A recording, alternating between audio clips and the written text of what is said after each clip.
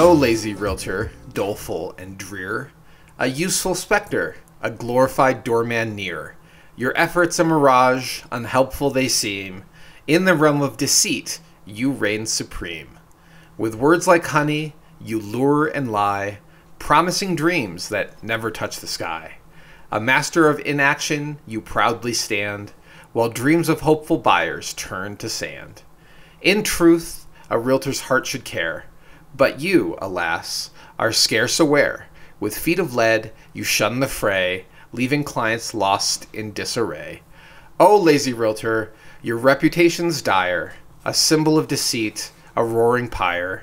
May earnest agents rise above and bring back trust, respect, and love. And that is called An Ode to My Lazy Realtors. I've had the misfortune of working with more than one, by someone named Dimples Galore on the subreddit for real estate.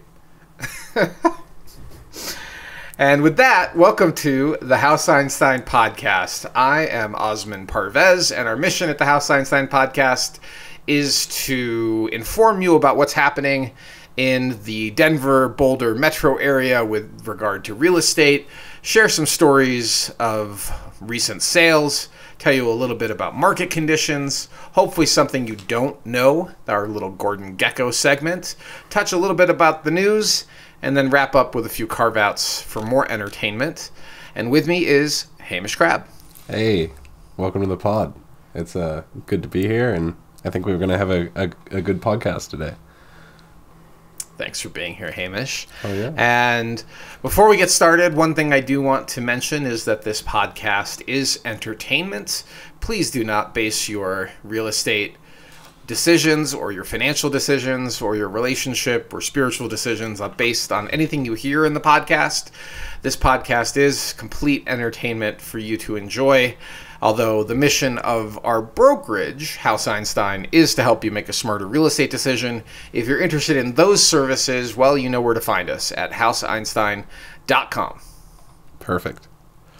Well, I know we kind of did a broader overview, but topics for today, we're going to jump in related to the intro is our topic du jour, something you don't know, lessons for searching for a referral partner. Osman recently had the task for helping out a family member, so we'll dive into that.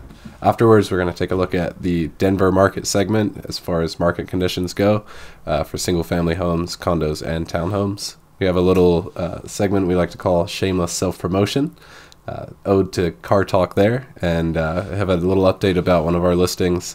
And then we dive into Sales of the Week, which is where we take a look at some of the more notable sales in the Front Range area, but typically the Boulder area. Osman actually has some inside scoop on the first home, so stick around for that. And then the news. There's some chatter that mortgage rates may rise, and there's a North Boulder open space that has been advertised as open space for quite some time that is now looking like it may be developed. And after that, carve-outs, and yeah. Absolutely. Thank you, Hamish. I do want to clarify on that last item that it's never been advertised as open space, but it sure looks a lot like open space. And it is an area of North Boulder called Planning Reserve Area 3, according to the Boulder Valley Comprehensive Plan. And it has been slated for development since the 90s. And we'll get to that, but the public doesn't realize what that is. For the most part, the public that drives by it every day, that might even ride their mountain bikes through it, they don't necessarily understand what area and it's a large area, 500 acres, what we're talking about. So we'll cover that in our last segment. Yep. And when we get into that segment too, I'll explain why I called it open space, even though it isn't officially open space. It's very easy. I was just at CU South today, Hamish. Oh yeah. And I was running. And I decided I should just record a little video, a little Instagram reel about what this space is. And I was just looking at the clips, and I realized, even though I intentionally make it clear, is it open space or does it just look like open space? Throughout the video, there are times I just call it open space because it has become de facto open space. People think it's open space, but in reality it very much is not. And many people got a shock to the system when CU decided that it's time to start developing it and negotiated with the city, and the city eventually agreed. They reached a settlement to develop it, and there was massive pushback on it from the community, but at the end of the day, it wasn't pushback that was effective, and CU was successful in getting their project underway. But the point of all that is that it's very easy to confuse what looks like open space from real open space, and we're going to talk about that to some extent with one of the sales, because a big part of that sale process, the sales of the week, big part of that particular deal was understanding the conservation easements and what protected the buyer's long-term investment in that property. So let's jump in and get after it. Yeah. Do we want to mention the location for where you were searching for a referral, or are we going to keep that? Okay. Negative. I'll let you. So I want to be careful because, one, this is an active deal, and two, it relates to agents that live and breathe and work in this market. So as is our practice, has been our practice, and will continue to be our practice, we don't criticize by name. We only criticize by category, but we will praise by name. And the specific location of this property isn't particularly relevant to the story and what there is to learn from it. So here's the story. This podcast is sponsored by House Einstein. We serve buyers and sellers in Colorado, focusing on Boulder, Denver, and several mountain resort towns, including Breckenridge and Winter Park. Our mission is simple: help you make a smarter real estate decision. You can learn more at houseeinstein.com or our YouTube channel, where you'll find videos on neighborhoods, specific listings, and much, much more. I have family that have property on the East Coast, and they have owned this property for a very long time. And they called me and said, hey, we are thinking about selling this property. We would like some help on finding a listing agent. Can you help us find one? And one of the things that many people don't know is that there's a large book of business that occurs through referrals for most real estate agents that are well established. And how that works is that somebody like my family member will reach out and say, hey, Osman, can you find me an agent in such and such market? And usually they say, do you know somebody? Do you have an agent you recommend in whatever the market might be? And the answer is usually probably not, but I can find one for you. And occasionally we get these phone calls from agents outside of our market. I would say once or twice a year I get a phone call from somebody that's looking for a referral. And we pay a split for referrals. So there is a commission split, and it can range anywhere from 20 to 30%. That's not uncommon, of one side of the deal to pay the referring agent. And in real estate, you have to be licensed to get a referral fee, at least here in Colorado. You cannot just pay random strangers for their leads. But what I realized many years ago was that most agents were not doing much research on who they were referring. And it also felt unethical to me to refer someone who I had not at least minimally vetted. So 15 years ago, 20 years ago, when I first started to make referrals, I started to interview agents. I started to research them, find a few that I really liked, ask them tough questions, make sure they were a good fit. And if it felt like it was a really good fit, set up the referral and then make the recommendation to my trusted friend or family member or past client that's asking for a referral. And in that way, at least I felt like I was earning my referral by having done the homework. And then my process has evolved over the years from that first or second year in the business when I did my first referral to today, where now I'm finding typically 2-3 agents that I recommend after having interviewed many agents. But it's really an interesting process because when you do this as a real estate agent, at least the way I do it, you learn a lot about other markets and a lot about how agents respond or don't respond, their level of professionalism. So we went through and developed a list of, I think, 10 or 12 names. And our screen, I should pull this up so I have it right. Hang on one second, Hamish. Because the initial screen involves online, right? I don't need to look it up. I'll just go with it. So you're looking at their performance as best as you can through the lens of reviews. But the problem is most people have 5-star reviews. So you actually learn more from negative reviews than somebody that has all 5-star reviews. So I'm always clicking the less than 5 stars to see what you can learn there and how they respond to the negative review. And often the negative reviews are ridiculous. If somebody that may not have even had used this agent is leaving a negative review. I had a tenant's family member 15 years ago leave me a negative review because the tenant trashed the house, and then we used a portion of the security deposit to fix the house, and this random individual who was not even on the lease, who was the parent of the tenant who trashed the house, left me a really scathing review. Yeah. And so we had to go find all sorts of other people that were past clients, of course, to go leave positive reviews, to basically to fix the ratio, right? Yeah, right, to fix the ratio. So you should always look at what the negative reviews are and see what the response was. And of course, I had responded very professionally to this person with evidence of the damage and all the rest of that jazz to support why we kept the security deposit. And so that is only the first layer of screening.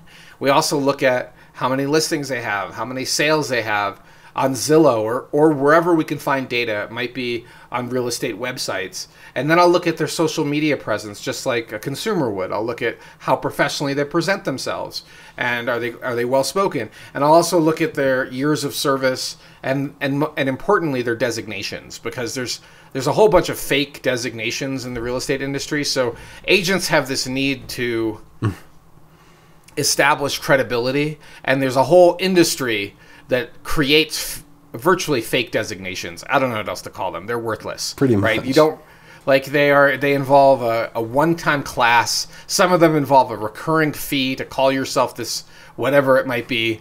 And really, do you know anything, and is it applicable to an actual real estate deal? Many of the designations are not, but some of them really are. Some of them, like a GRI, requires years of actually being in the industry and having done a certain number of deals before you can even do the classwork to get the designation. So, of course, experience is a proxy for how successful they might be, but years of experience don't necessarily correspond or correlate directly with quality of service. So it's a good indicator, a kind of a litmus test, but it's certainly not the only one. Long story short, when I actually do the interviews, so that's the first screen, and I set up 5-7 people for interviews, I will cold call them and say, hi, my name is Osman, and I've got somebody that's looking to buy or sell in your market. I'll name the market so it doesn't sound like a telemarketing call. I'll also say, I'm a real estate agent. I'm based here in Boulder, Colorado. This is not a spammy sales call. I actually have a referral that I would like to make to you, because real estate agents get phone calls all the time from marketing firms, and I'm not selling leads. I have a real live human who I can talk to you about what they're trying to buy or sell, and then start the clock to see how long it takes for them to respond. And then once they do respond, set up an actual interview, preferably on video, to see what they look like and how they conduct themselves. And it's not what they look like in terms of their age or their race or any of those discriminatory things. It's to read their facial expressions. And there's so much you can learn by reading people's facial expressions and how they answer these questions. And the types of questions I will ask are the same types of questions I expect people to ask me when they are interviewing agents, and they know what they're doing. And so experienced real estate agents are actually really good at knowing what questions to ask, because we often are dealing with inexperienced counterparties, and the number of stories I have over inexperienced or unprofessional counterparties, I could fill a giant book. I mean, every week I feel like I could tell a different story. This past week we had one where another agent refused to negotiate on the phone, and asked for the most ridiculous thing. After a house had been on the market for like 5 weeks, apparently another buyer was sniffing around it, and he wanted us to submit an offer at full list with no inspection. And this is all via text. And I tried to call the guy, and his response, and I left him a voicemail, and his response 10 minutes later was no phone calls, need to see a full price offer, no inspection. I'm like, well, that's the end. My clients are not idiots. And if that's really what you want, then that's the end of this discussion. Although I will say maybe he chose the other agent because he knew that we do our due diligence. So this is something I used to call, so that property did go under contract, Hamish, and I won't mention the address, different story.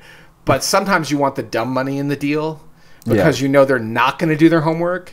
And I've done deals with this agent before, and he knows we do our due diligence. He knows things like the ancient septic is going to come up, and other issues are probably going to come up that would not come up with a rookie agent or one that cares more about their commission than cares about their fiduciary responsibility. So when I'm finding an agent outside of our market, I'm looking for someone that cares about their fiduciary responsibility, is experienced, has a certain amount of deal flow, and is responsive, has systems, like all the things I would want people to ask us about. And so of these agents I called, guess how many actually returned the phone call? So I called 5. 5 made the call list. Guess how the call rate was? I feel like it's Callback. I feel like you got 2 back.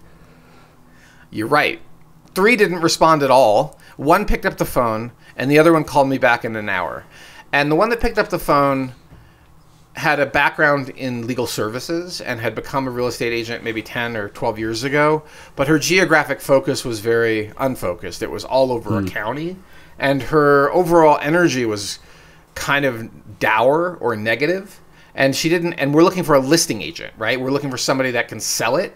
Yeah. And the energy I got from her was one that was very kind of extremely practical and more like an appraiser than somebody that is in the sales side of this industry. And I know the difference. I have to turn on the sales side when I'm on the listing, right? Like I still respect and work really hard, but if I'm meeting with a buyer, I have got to turn up that sales knob because my job is to represent the seller unless I have an exclusive buy-side agency agreement, in which case it's a whole nother topic. But let me just wrap this up. The other person who called me back within an hour has 40 years of experience, absolutely dominates that local market.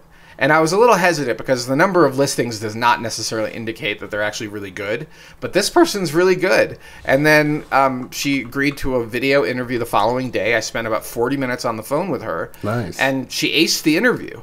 The only areas where she answered in ways that I thought were not, 100% were on how she solicits feedback. That to me was, she said that she uses online feedback and then she hounds agents until they give her feedback. And most of them do because they know that she's the dominant broker in that location. And if they don't do it, it's a black mark on them. And this is another thing, right? Like small markets, even Boulder's a very small market. There are players that you don't want to disrespect. You shouldn't disrespect anybody, but you really don't want to disrespect the 500-pound gorilla in our local market, or the great white shark that is swimming around that is always here, because you're going to be doing deals with this person again. And if you treat them disrespectfully, they remember. And it hurts your client when you're actually trying to represent a deal. So long story short, we ended up recommending the top agent in that local market. I was really impressed with how responsive she was, how professional she was. And when I looked at all of her designations, all of them were legit. And she also serves on boards in her local community that do not benefit her financially. Like she serves on there's a church board she served on. There's a whole bunch of other community and real estate related boards that support the industry and support her profession, but are not just lead generators for her. They're not like referral groups. And she has been doing it a long time. And then when we actually had a conversation, we talked also about the human side of this. She had a family member pass away that had brought her into real estate recently, and I knew that because I had spied on her online, right? I went down the rabbit hole. Yeah. She also has adult children that are not interested in real estate, that have gone into universities for other things. And she, of course, was very proud of what they're studying and shared that with me. So she actually balanced being a human with balancing service, balancing integrity, and also being really, really responsive. I think I have a spider on my leg. Hold on a second. Very weird crawly feeling on my leg. So I shared that because what most people don't know is that referrals are such a big deal. And what they also don't know is that if you ask an agent for a referral, that, they're probably going to get paid, but you actually want them doing work. And the ideal scenario, you will get 2 or 3 names that you can then call and see who's the best fit for you. And you might get a list of pros and cons. I mean, that's what I originally planned to do for my family, was give them 2 or 3 names, each with pros and cons, and let them choose after they personally interviewed. But there was one agent who actually was on it. And of those 3 that didn't respond, one I called the second time because we really had a good feeling on that one, didn't we? I really thought he was great based on everything I saw online. His videos were great, and yet his systems to respond to a lead were horrible. And so 3 days after the initial contact, I then went to his website and put in, "Hey man, I'm actually an agent trying to give you a referral." 2 days after that message, he called. And at that point, it was too late. He'd already lost the referral. And maybe he had a bad weekend. But at the same time, here's the thing. He's the lead of a team of like 8 people. He's got an admin. He's got a website that captures leads. Yeah. Like, so... But we have those things too. Yeah. And you and I both get a message right away if somebody puts something into our online form. And if it says something like, "Hey, I'm trying to give you a referral," that's generally something we kind of want to jump on. We're trying to jump on it within 15 minutes, right? Like, that would be ideal. We're human, but certainly not like more than 48 hours response time just says unprofessional. Yeah. Yeah. You got more? Or? I have one more little thing on this go topic, for it. but I feel like you should say something at this point. I have a plug. You're hearing me talk. What's that? I have a plug. I remember probably like the first year I joined, we'd done this exercise once or twice, and I think you've updated a little bit too. The video chat's a really nice touch, being able to see kind of their expressions and their demeanor. And it's also a good point too, right? Like, you do need a salesperson as much as you want Rain Man or somebody focusing on the very practical aspects of it too. My plug is going to be, I think our very first podcast since the reboot was called Questions to Ask Your Agent, podcast number 4. I'm going to put a link in that in the description as well if you're thinking about interviewing agents that aren't in Boulder, because if you are, you would have given us a call by now. And yeah, that'll be in the description below. Yeah. Well, ask good questions and interview multiple agents. This is somebody who hopefully will be advising you throughout the transaction. You should still be making the decisions, and you definitely should not be writing odes to lazy realtors on Reddit at the end of your transaction because of the lack of responsibility, because of the promises and lies, because of the promises that were followed by lies. You should never be experiencing that. If you've chosen well, you've chosen somebody that really can help you be successful in your real estate purchase or sale. And it is a minefield out there of performance or lack thereof. And as I was telling my wife, 90% of agents I would not recommend.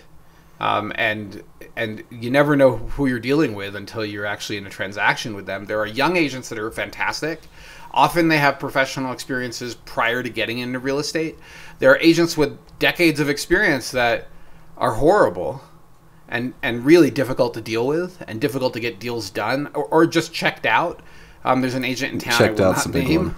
Yeah. who was so checked out that as we tried to resolve problems, just got frustrated. This is on inspection, and said, Osmond, no, I don't care if your client buys it. I don't care if my seller sells it. There's always another person to buy it. I got lots of listings. Move on. And he just made it clear that he personally didn't care. And I get detachment. Yeah. He's also, so I wasn't at closing. I had, I think, Sophie cover. And he literally trimmed his fingernails at the closing table. That one, yep. That guy. Yeah. Unbelievable. I've never heard of anything so unprofessional or so emblematic of not caring about whether the deal works or not works. Like, he's just doing this because this is, maybe he's escaping his family or he doesn't know what else to do with his time. Yeah. But is not somebody who cares. And you really, really want somebody who cares and who has professional skill and has responsiveness and who has enough experience to know how to manage these transactions. There's a lot of agents that do 2 or 3 deals a year, and they really don't know the norms, much less where to push and not push to try to successfully serve their client. And it's the Wild West out there. Yeah. Yeah. And, I mean, enough patting on the back, but really good stuff going and truly interviewing, you know.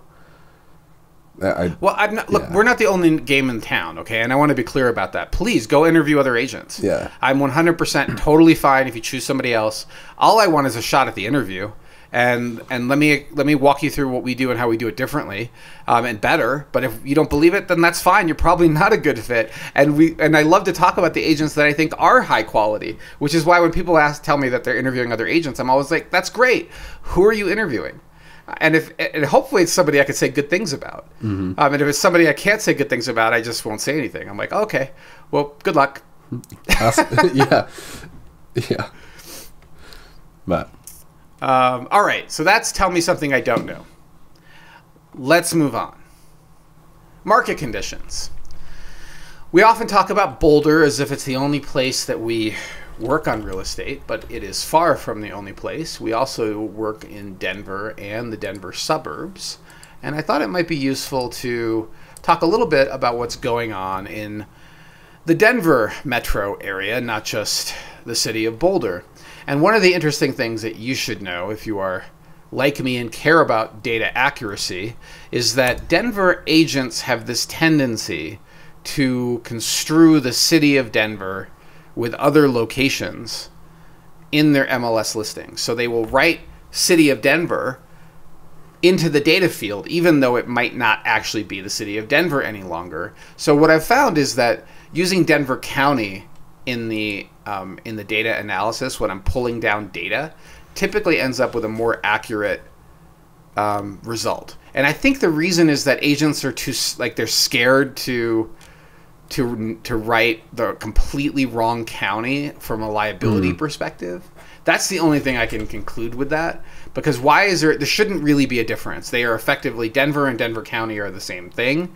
I didn't know that when I first got in this industry 21 years ago, but I was corrected. This is probably 15 years ago when I started to cover Denver City and noticed the difference between Denver County and Denver City on the MLS. And I was corrected that there really isn't a distinction. It's the same thing. So if you're doing this analysis yourself, agents, and I know some of you like to listen to the pod, thank you for listening, make sure you're getting the most accurate data. And in my experience, that's choosing the county field, not the city field when you're pulling down data. So with all of that said, that's a mouthful. We want to look at monthly data, not rolling data. And I usually look at max. And in this case, I kind of want to, rather than just read you the numbers, which is what I feel like I've been doing the last few podcasts, I kind of want to talk about this a little bit with more insight into what we're seeing. So first things first, the median sale price for single family residences in Denver last month, October, was $675,000. And that's an increase of 2.3% from a year ago. But really, just like within Boulder, you have to think about sale prices as being a spectrum of homes. Like you have entry-level houses and you have very expensive houses. It may also, mansions, and so you may want to think about the spectrum of price ranges within that median, and the change year over year in the median of 2.3% might be more reflective of slightly more expensive homes selling than it might be reflective of price changes in the actual market. So I do like to look at 2 or 3 months in a row, but I also like to look at median price per square foot. So look at both the closed price and the median price. And last month, the median sale price was $352, and that's the median dollar per square foot, and that is exactly the same as a year ago. But if you were to look at this chart, and should I share charts, Hamish? Maybe it's the right answer. We could also put them in like a drive link and throw them down in the description. But if you want to give a share a shot, yeah. Let's do share. Let's try sharing. Okay. For sake of the video. Yeah. So this is a chart that says 3 years monthly single family residences. This is only available to agents that are participants on the MLS. And this is, you can see the median is selected, not average. And you can see how there's like a rhythm, right? Like it's almost like a heartbeat. So when are the prices high? Typically spring and early summer, right? You see that year after year. The same pattern is happening. And if you go back, this is just 3 years. Let's go back to 5 years. Again, that typical pattern. Spring is higher. Not every year is exactly the same, but that's well, this is 2020s in here, so make sure you adjust for your expectations for 2020, which was a really abnormal year. So overall, and 2022, right? It might be useful to do the rolling 3 month. I don't often do rolling 3 months, but it might be useful just to give you kind of a sense of trend. And it looks kind of flattened down. Like prices are not, expanding on $1 per square very much. They seem to be on a downward trajectory. And that is in line with what we're seeing elsewhere, that over the summer, lots of price decreases. Our regional market has seen prices come down much more than prices have gone up. But within that broad brushstroke analysis, just remember that turnkey, remodeled homes, new construction homes typically sell much faster and for higher dollar per square than something older that could take a lot longer to sell and find the right buyer. So price decreases could have been happening in certain price ranges and locations, and age of home and property type and remodel status and updates, all of that play in. So just be careful with, extrapolating from the data and concluding that the market is, as a whole, it's down, because buyers are still struggling to find homes worth buying. So now let's look at new listings. And boy, this is going to be a long segment if I don't go faster, huh, Hamish? I'm going to have to go faster. I'll put like an overtime speed ramp to it, and it just eventually gets cartoonish. Yeah. Well, please don't embarrass me too badly on the video. But let's talk about new listings. So 662 new houses hit the market last month. And that's a big increase from a year ago of 26.6%. And when you look at September, it dropped from September. That's pretty typical to see new listings decline in the fourth quarter, because most sellers know better. You don't list in the fourth quarter unless you really need to sell it. Although homes do sell year round, we tell our clients the same thing. But usually you're better off waiting to the spring. The market, especially in a year where rates are really high, you might be better off waiting to the spring. But you can see this pattern where new listings basically plunge. December last year, 198. That was the lowest in the last 5 years. But December is the low month every year, right? Mm-hmm. Well, yeah, there it is. There's the low month, December. Every year, December is the slowest month for new listings. And then active listings, there were 1,417 active homes that you could have bought in Denver, and that's an increase of 14.3% year over year, and then seriously up from the fourth quarter of last year, and certainly way up from January. So the real interesting thing, so active listings crater. January, February is the lowest number for active listings. So it'll be really interesting to see where we end up. I suspect we'll end up around 1,200 this January or February. So a lot more is the short answer from the previous year. And sorry, I can't see your facial expressions. So do you have something to add? No, I'm still here, but nothing to add. I'm thinking back on the dollar per square foot. You kind of see this like almost shoulder shooting horizontal. I'm trying to be descriptive for the audio-only listeners. We've talked a little bit about this kind of being a more active than typical fourth quarter. We had the very brief, I think it was for like 1 week only, where rates dipped below 7% for just a little while. Nothing really to mention on that. Just kind of interesting fluctuations throughout the below 7 or below 7 or 6? Yeah, below 7. Like I thought we were below 6. Okay. We just did a deal with 5.5, and that's, well, it hasn't closed yet, but that's a VA loan. Yeah. Okay. Pending listings. 548 properties were in pending status. Pending means under contract, active, backup, or pending. And that's a huge increase from a year ago, and a small uptick from September. And normally you would see a decrease. Right. So look at the previous year, September to October, it's a decrease. Look at 2022. Yeah, what's the little September to October, it's a decrease. And look at this, again. So the second half of the year and the last quarter in particular, normally you see a pretty precipitous decline in pending.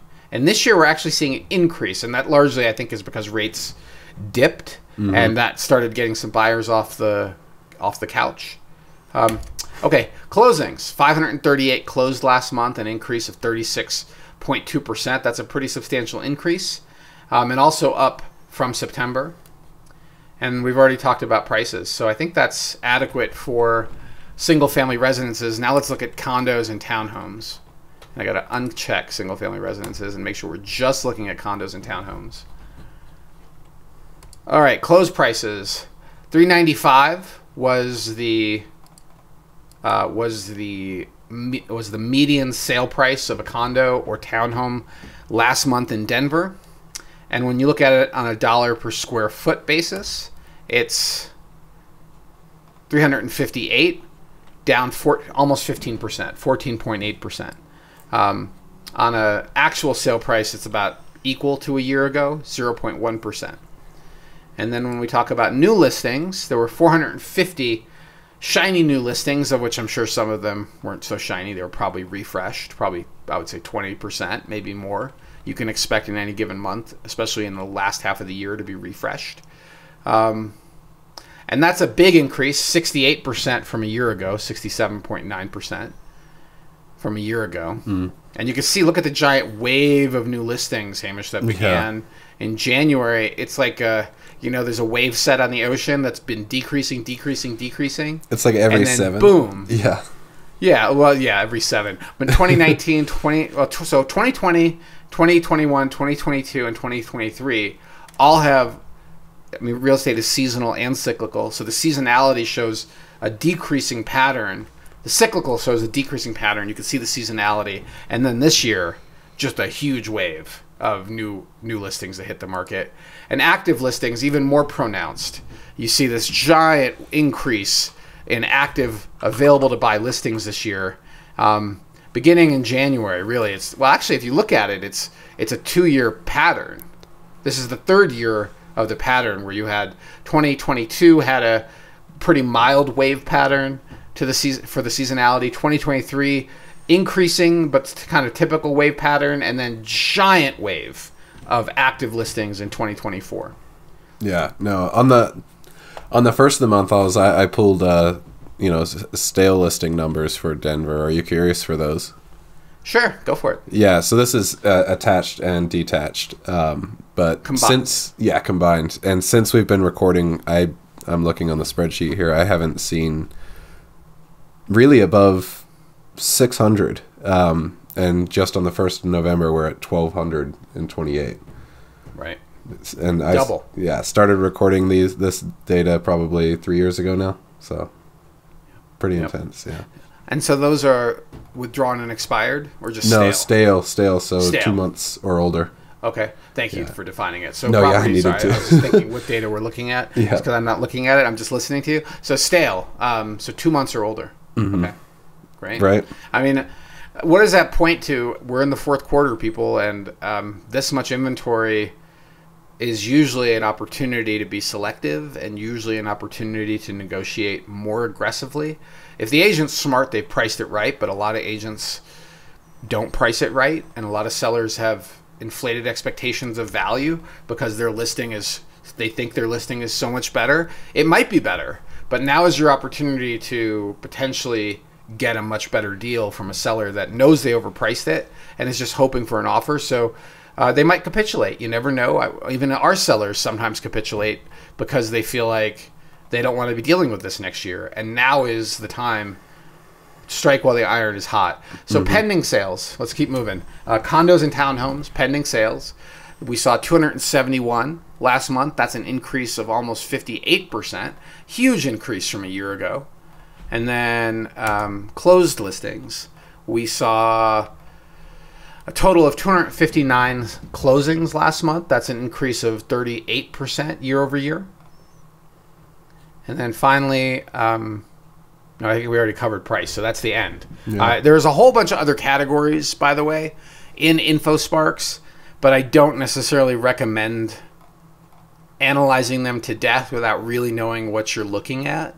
It might be useful in some cases, but in other cases, you're looking at citywide data that isn't actionable. You should really be looking at data that reflects the neighborhood you're targeting and the property type and the price range and whether or not it's updated, and then specific location factors like north-south facing versus east-west, all of that, corner lots, backing to the park, views. There's a qualitative layer to the analysis, and this data analysis might be entertaining for you. I'm going to stop sharing, but my take-home point for our listeners or our viewers is that if you are really serious about buying or selling, you should get an analysis that reflects your specific targeted property or property type, not just the generic analysis on the city or the county. Yeah, it's good broader picture, but you really need to drill down for your specific case. Absolutely. All right, Hamish. You abridged that. You got that fairly quick, and I think you were quite detailed as well. I'm curious how the screen share shows up.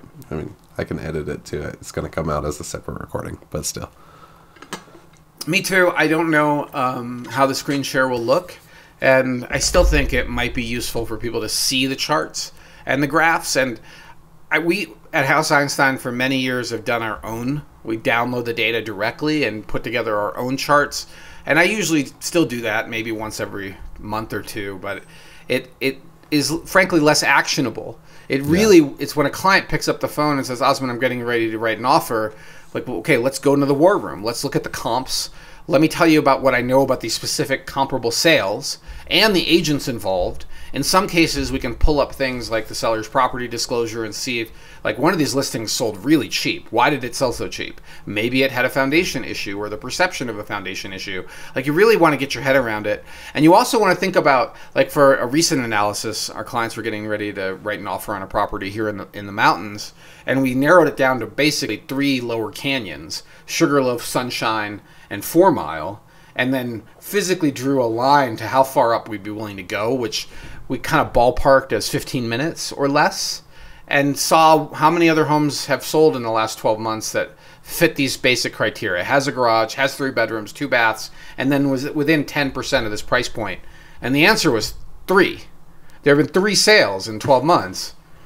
So that tells you that this property is actually it might be priced right given the basic level of analysis. We did the same analysis for west of Broadway, in town, sort of like all the way from Linden down to Table Mesa, and the answer was over 20. So now you know that over 20 tells you that, okay, it still might be priced right, but you will likely see other options in the next 6 to 12 months. But for this particular canyon mountain home, you're probably not going to see another one. You might see 3 in a year, but this particular probably not. One, yeah, you might maybe pull on it. Yeah, I mean, the hardest part about that one that is now under contract with a buyer who waived inspection apparently is that it was architecturally interesting. But just because somebody else is willing to pay more or do something foolish like waive inspection doesn't mean you should do that. And especially if you know there's another home coming, and especially if you don't have a bottomless budget, like, risk has a price, and somebody that wants you to waive inspection wants you to be. I mean, look, you shouldn't let other people's foolishness and damage your sense of discipline. Push you. Yeah. Well, it doesn't. So here's the thing: when you lose in a bidding war, or somebody else got the house, they may have overpaid, and they may have bought a lot of problems, and you may have dodged a bullet. Mm-hmm. So, yeah, thinking about it as you lost isn't necessarily, especially when it comes down to something like, hey, no phone calls, waive inspection. I had this. This is sort of related and maybe a little too personal for the pod, but I'm going to share it anyway because I think for me it illustrates the feeling. So I remember when I was younger, I was in grad school and very much in love with someone, and it didn't work out. And I had a meeting with a friend for drinks or something like that, and I was bemoaning it, and I was grieving that it just didn't work out. And I told him the reasons why, and he just looked at me and he goes, Osman, it sounds like you dodged a bullet. I've had people say the same thing, man. And I was like, oh, wait a minute. Maybe I'm looking at this all wrong. And it was really funny because I just did not expect him to say that.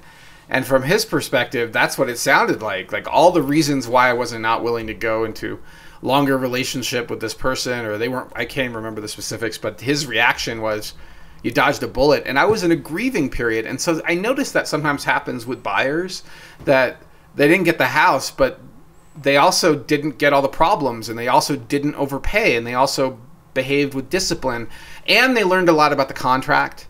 I just wish it was more predictable what the other side would do, because sometimes they really surprise me. Like, just the craziness that comes out of the other side. Most of the time it's predictable. Sometimes it's just like, really? You want full price and waive inspection on a property that's been on the market for 5 weeks? Like, and has an ancient septic system? Yeah, and I mean, it's been on the market for months, and then, I mean, suddenly there were 3 offers, including ours. But you did talk to one of the other buyer's agents, so at least that part was true. But what timing, right? Sits on the market for a couple of months, and then suddenly everybody's interested at the same time.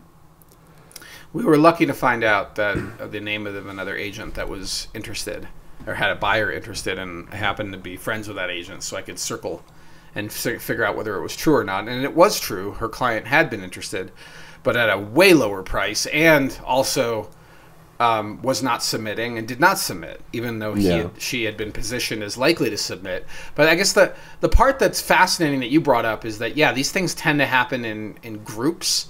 And I think it's a concept called social proof. So the moment somebody else likes it enough to write an offer, suddenly you want it more. And the fear of losing it becomes tangible. And the fear, you may always lose. So here's what Frascona used to tell us, and he's, God rest his soul, he's been gone for a long time. This was an attorney who used to advise our industry. He said that if you want the house, write the offer that gets accepted. Yeah. And at the time, I was much younger when I heard him say this, and I was kind of like, but there's always another house. And that's true, but there also may not be another house like this one. And that's why knowing how many sold in the last year or two is so vital. And if you have to have the house, don't monkey around with trying to save a few grand. There's scarcity in this market, and I didn't quite understand that when I first got in the industry, and it's gotten far worse. Like 2005, 2006, we had like 4 times the level of inventory. And today, even though inventory has been climbing, we're nowhere near that. And so the problem is still finding houses worth buying. And then if you can layer on, can I find a house worth buying that I can get a good deal on? That's like, have your cake and eat it too. Your cherry on top, like, that's amazing if you get that. And for the record, first, wish find it wasn't, right? But them's the breaks, The truth of this market is that most houses that are listed are not worth buying, especially at the list price. And I will say that with confidence, and you could put that into a short form video, Hamish. I'm totally fine with that. Time code because it's 100% true. Most of the houses in this market are not worth buying, especially at the list price. They have major design flaws, major location challenges, and they are often grossly overpriced. And the sellers have an inflated sense of value, and sometimes buyers just get desperate and say, I'm done searching. And sometimes there's an opportunity to get a really good deal by offering low and negotiating aggressively on a seller that has been sitting on this thing for years. And we're going to talk about one of those deals in our Sales of the Week, which is coming up shortly. Yes, and it is time to move on. So the shameless self-promotion segment, an ode to car talk. So this is when Ray and the Magliozzi brothers, Ray and Tom and Ray would talk about their t-shirts and signing up for their website and buy their book. We don't have those things. Maybe someday. Well, we have t-shirts and we have a website, but I'm not selling books and t-shirts. And the only way to get a House Einstein shirt or a hat is to have been a client. And yes, if you're listening to this past client who said you'd like one, I still owe you one. I just keep forgetting to bring you one. But we have a few hats. We have a few T-shirts. If you'd like one at closing, I'm happy to bring you one. But our shameless self-promotion is really about our active buyers and sellers, and it might be about what they're looking to buy, or it might be what they're currently working on in their listing. And in this case, we have a listing that's been on the market a little while, and the price has come down pretty dramatically. It's now priced really aggressive for Newlands, as particularly a north-south facing house on a north-south facing lot, a north-south oriented lot, which has lots of advantages in terms of passive and active solar, in terms of build-out potential, and also in the particular design of the way Newlands was laid out, it has more privacy. And this particular house has been sitting for a bit, so the sellers agreed to put in new kitchen flooring and to refinish the hardwood floors, and they are looking at redoing the hearth as well. The tile around the hearth is going to look really cute when it's done, and we just wrapped that up after a multi-week process of helping them get bids and following up to make sure the work was done right. The house looks amazing, and literally the very first showing, I spent about 20 minutes on the phone with the buyer's agent, and her feedback was, this house is so cute. We haven't heard that once all summer at how cute this house is. And so we're now working on doing the updates we probably should have done before it hit the market, but the spring was very different. And now that it's slow season and we're going to be on the market in the spring, we really want to dot the I's and cross the T's, and that's what we're helping our clients do. So it is now back available for showings. Likely there's going to be some lighting upgrades in the next couple of weeks. It might happen after Thanksgiving. And that tile project still has to be picked out, which tile, but the house is looking great. And if you're looking for that magic combination of privacy, large lot, expansion potential, and not to mention all the other goodies with this house, the Tesla system, Powerwall, the 2-car garage, like just with these storage things above. Yeah. Like 3 years ago, this would have been gone in a heartbeat. And today it's like, really? Like, there's so many flaky and finicky. In biology, we used to call this skittish buyers. We used to call it skittish frogs. Because I used to study frogs in undergrad. Like, when they wouldn't show up for our experiment in the field. We have skittish buyers. They're just a little nervous, a little scared. And now that the election's over, I think that that's going to change a little bit. But if you want to see 605 Alpine, reach out to us at houseeinstein.com. We're happy to schedule a private showing for you, or you can attend one of our open houses. That's fine too. We typically are doing those every other week or so. That's right. Perfect. Okay, now diving into the sales of the week. And well, I thought you had something to say about Alpine, Hamish. What did you think of the floors? I've only seen the photos you sent over. I went to go over there for photos yesterday, but it was too dark by the time I got out. So I will be taking photos once the hearth is updated and updating the listing as well. If you were to go check it out when this podcast comes out, it's probably about a 50-50 whether or not it's updated at that rate. But stay tuned, and I'll put the listing description or the listing in the description below as well. Excellent. Okay. Yeah. And Osmond and I agreed in tastes of tile for the hearth, so I'm excited about that too. Did we? Oh, good. Yeah. They asked for our feedback. Yeah. And the granite has very slight hints of green in it. Yeah. And so it'd be not great to do blue. And I personally think too radical in terms of contrast will alienate buyers, but you want it to look nice and more modern, but also something that would be appropriate in a home that of this vintage and this design. So easy, it's kind of a tricky balance. Yeah. Yeah. All right. Our first sale of the week. So this particular property is known as, hold on, what it's been called the Retreat at Flatiron Meadows. And this property has been on the market for many years. So it was originally listed at least as far back as 2022. And it might have been listed even earlier because we're looking at IRES records, and we probably should double check Colorado because the data sharing is still a little wonky, and Colorado, the other MLS, just sold. So let me cross-reference it really quick since So one of the questions you want to ask your agent is, what's your dominant MLS? And are there more than one MLSs? And do you subscribe to both? Why or why not? And if they can't really answer these questions intelligently, well, that tells you something. I subscribe to both. And it is, the reason is that you just get far better data when you subscribe to both. So hold on one second. Let me get the address in here. 3200 South Foothills. Okay. And it also pulled up separate lots. So it's quite possible that the seller tried to list this home in multiple ways. Like there was an adjoining lot and there was also the main lot, and they may have been combined and then separated at various list prices. So that's the trick, one of the tricky parts in getting your head around the analysis. But let me pull up the history. Bear with me just one second, Hamish. And this is just to see how long ago did it really list.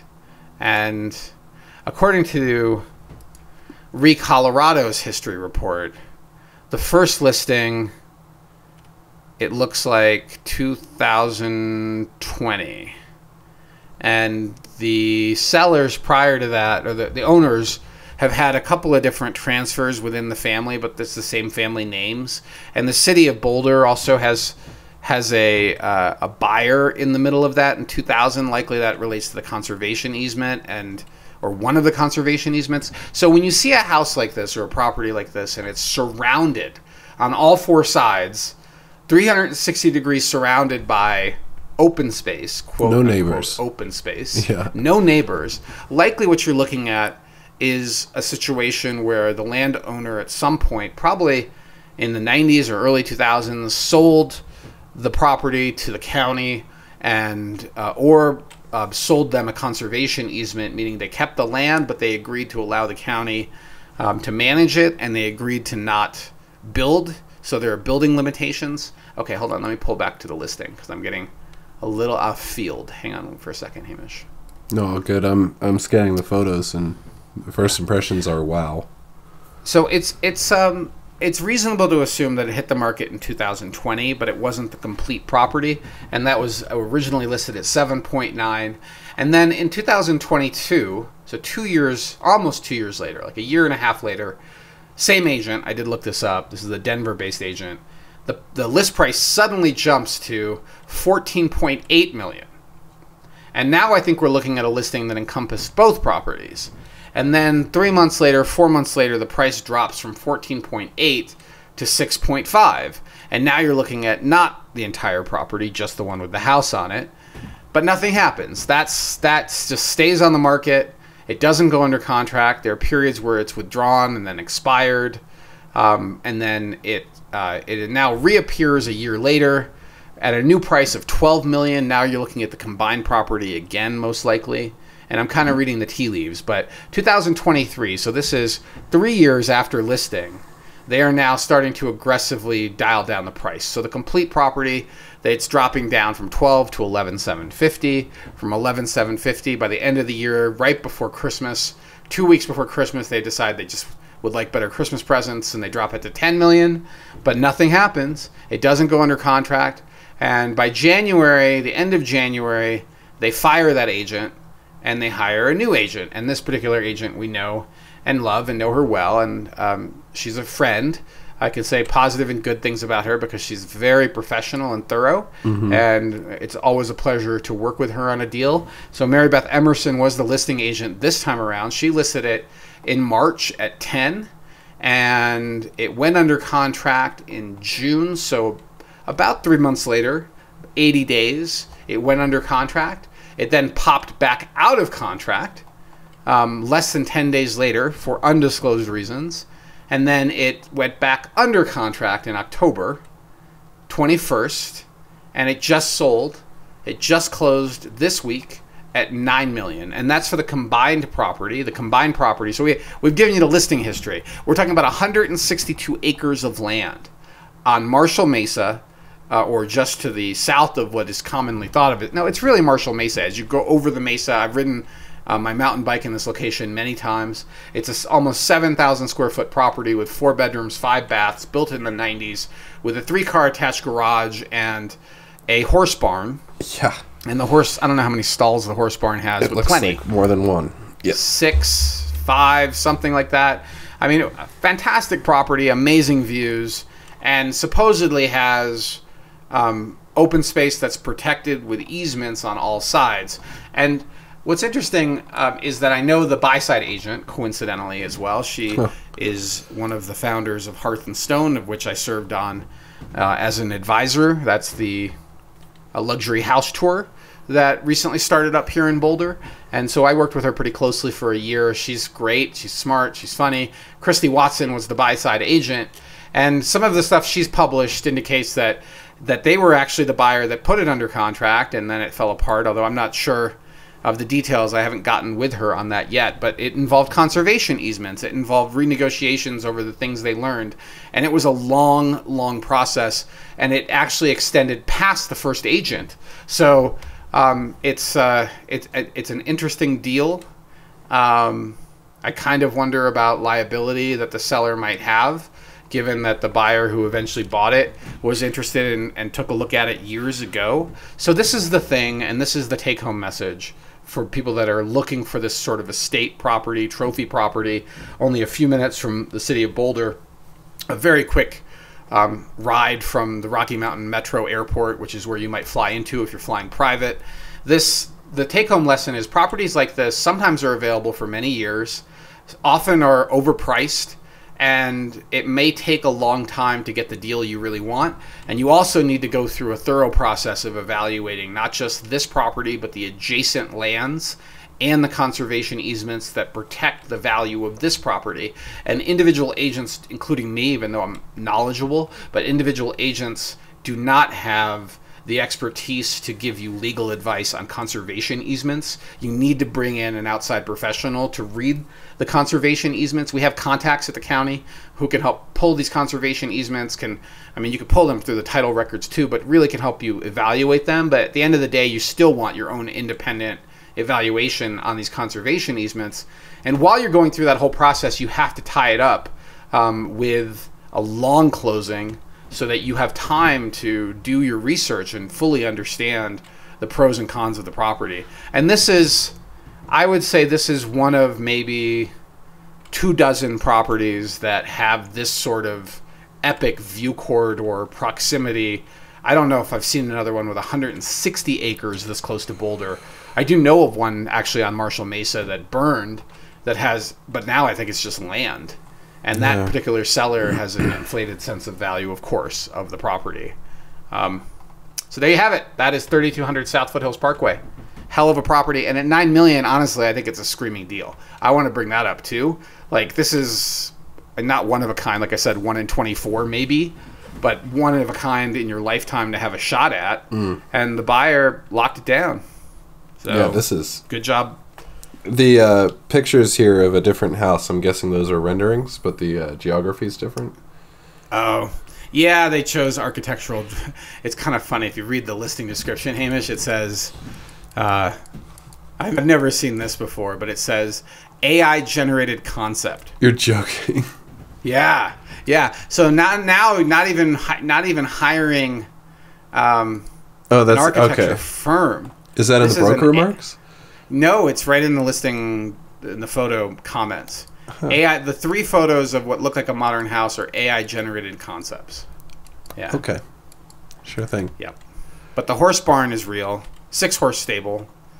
And, it looks like a Soviet-style bunker, but whatever. It's still Yeah, a 6-horse stable. Yeah. And yes, the house is totally 90s era dated, but all of that's fixable. Yeah. You could fix everything but location. The land itself is so precious, and 7,000 square foot house gives you plenty to work with. You're not going to be fighting the county. Well, you might want to go 10,000 or whatever, but most people would be pretty happy with that size. And you can invest in remodeling and opening up the views and landscaping, and you have something that is honestly something you'd want to pass on to your kids. Yeah. That leg of 120th that connects to 93, I take that route all the time, and I could not have told you ever even assumed that house and this land and this property is just a right-hand turn off that street. I'm very impressed with this property personally. But from a timing standpoint, I think we got to move on. Okay, we're going to move on. But the last thing I want to mention is that there is something I did talk about in that the listing does extend. The buyer did know about it before this listing period, which opens up risk of a procuring cause lawsuit. But the particular listing agent, super savvy, really smart, also has an MBA like I do. She's one of only a handful of agents that I know in the Boulder area that have earned their MBA and then went into real estate. And she's really smart, so I'm sure she's got it covered. But if you do take over another listing, you do want to know if you are opening yourself up to being involved. It may not be your responsibility, it might be the seller's responsibility, but at the same time, you should at least make sure you understand that potential risk, particularly with dollar amounts this big. A 3% or 2.8% commission on a $10 million deal is a lot of money, and certainly enough to pay for legal fees. So let's move on. And I don't know anything about that being the case. Let me bring that up and be clear. It's just the only time I've seen a lawsuit over procuring cause was for an $18 million deal on Nantucket that I was involved in, and they dragged everyone to court. It was messy. And I don't know how it panned out, but there were some pissed off agents that felt cut out by a buyer's agent that ended up representing the buyer of a pretty expensive property, but the buyer had seen it with other agents in town. And luckily in Colorado is different than Massachusetts. We have, I think we're more advanced in our contract law and buyer agency representation agreements. It's much clearer. So less likely to see that sort of legal action afterward, but the chance is not zero. Yeah. Good point. All right, we're moving on. So our next property, and we're going to do these in price order today. I think we usually do them in price order, but just so you're aware, they're not everything we do is at these price points. This next property is 2300 Willow Creek Drive. It is a 7,000 square foot house built in the early 2000s on a 24-acre lot. It's a multi-level or 1.5 story house. And overall, it's a home that would work for the vast majority of buyers looking for this type of property. It was on the market for 114 days before receiving an offer during this listing period. But in reality, it's not its first listing period. It actually was listed originally in July of 2023 at 7.5, and then that listing expired, but then was rejuvenated, and they dropped the price from 7.5 to just under 7, and that happened almost a year later. So 11 months after the first listing, they dropped the price to just below 7, and then a buyer did find it attractive enough to write an offer in October. They got it under contract. It sold at 6.25. So pretty substantial discount, 6.25 with a list price of 6.925. And of course, it's a cash deal. That's super common at this price point. And what's interesting is also it involves an evaluation of conservation easements, and it involves evaluation of not just this lot, but the neighbors. And what really caught my eye in this particular listing, Hamish, was that it has a pickleball court. That's what got you? It's the first. Well, look, I think it's a cool house and it's a cool location. I would rather have spent the $9 million for the property in Marshall Mesa, because that location is frankly far superior. But this house is far superior to the one in Marshall Mesa. You're also getting 24 acres, not 160. You actually have neighbors here, which you might want. So that 160 acre property, you're going to feel like you're in an episode of Yellowstone. You're not going to see anything around you. No one to hear you when you scream. This particular house, people will certainly hear you because it's in a neighborhood with other nicer homes. And it's a beautiful house. But what really caught my eye, first, I love these farm style properties, like ranch and farm properties that dot the county. I'm sort of obsessed with. If we ever leave 4 Mile Canyon, I would like to move into something like this, flat ground with views, preferably biking distance, so I could hit the cruiser ride on Thursdays. But this type of thing is like a Yellowstone fantasy house. It has a horse barn. But then what really caught, so only a 3-horse stable, not a 6-horse stable. Sad. Yeah. But it had that pickleball court, and I've never seen another listing. I really hope it doesn't become a trend, because pickleball is so loud. But at least it's inside. I love hearing about the pickleball tennis like duel and not being partial to either side. So, but I agree.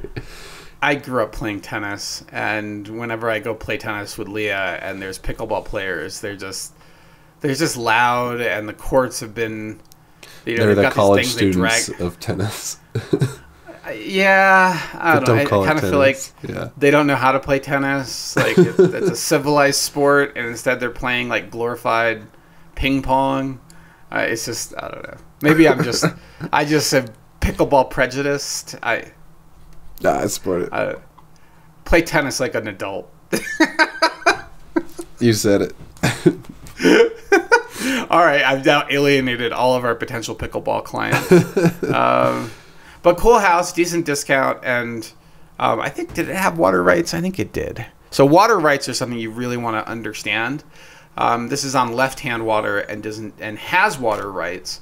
And this is what I learned about water rights, and that is the vast majority of agents, and I'm going to include myself in this category, should be really careful talking about valuation on water rights, because there's a lot to understand.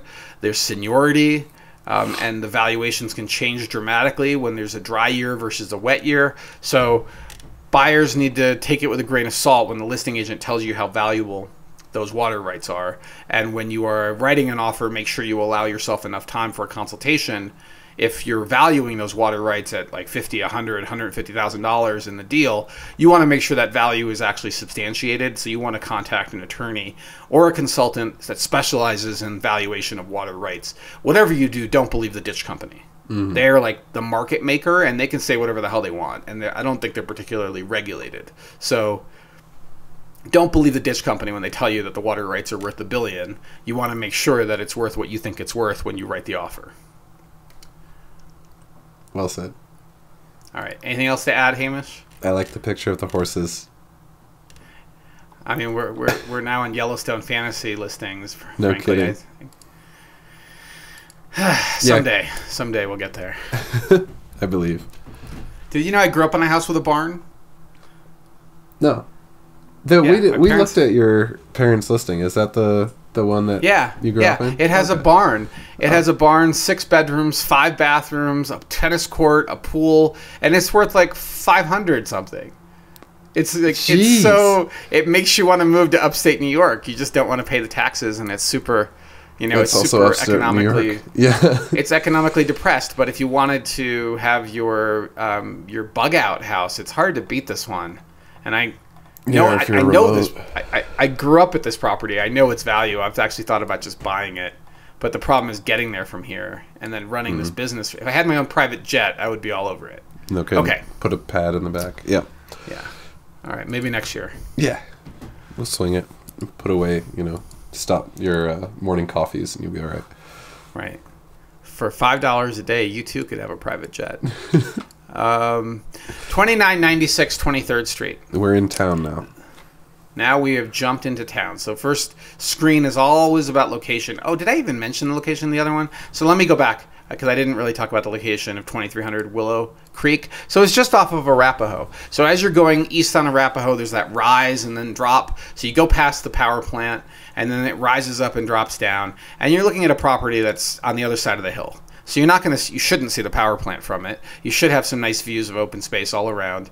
And you're maybe a 10-minute drive from town. Unfortunately, Arapahoe is a sucky drive. Like, let's just face it, it's gotten really crowded because of all the growth east of town. So that's the real downside of this location, is if you're driving into Boulder and out of Boulder, you're going to be in back-to-back traffic frequently. And if it backs up, it backs up. Yeah. Yep. And unfortunately, the city is not invested in alternate transportation, like trains or streetcars or something that wasn't dependent on getting stuck in traffic. So there's a really good chance if you're on Arapahoe trying to get into Boulder during rush hour, you're going to be like crawling. Yep. Okay. Next. Into town. Into town. Now we're into town. First, it's really always the first screen. I just didn't mention it on the last one. So this particular property is in a really interesting location because it is very close to the floodplain. And they listed it on Colorado. So, it's on IRES. We could pull up. So IRES has an old floodplain map. And last I knew, they did not update this. So it does have a pull down, agents, but I would not trust it. I would verify. And the pull down shows that it's just north of the 100-year flood. And I guess we should check. We're right here. Let's just check really quick. So it is a location that's very close to the floodplain. It's also very close to Whole Foods. It's close to the Googleplex. Historically, like there's the continuation of Valmont Ridge that runs east-west in this location can result in really spotty cell phone signal, particularly on Edgewood. This might be high enough that it's not an issue. We've seen a lot of remodeled houses, a lot of ranches that have been updated, particularly ones with full basements like this one. I sold one not that many years ago to a client. I think we were in the high 8s. It was a seller that had bought it as a spec flip, and they were trying to manage it from out of town and had been taken for a ride by their contractors and were desperate to get out. And my clients who worked for Google acquired it, and it was a good deal for them, and it appreciated like crazy. But this was listed at 1.39. It sold for slightly over list, despite being on the market for 147 days. I mean, they started at 1.497 in May, and then they chased the price down. They started cutting it about 2 weeks after listing at very odd numbers. So from 1.497, it went to 1.467, 1.45, 1.433.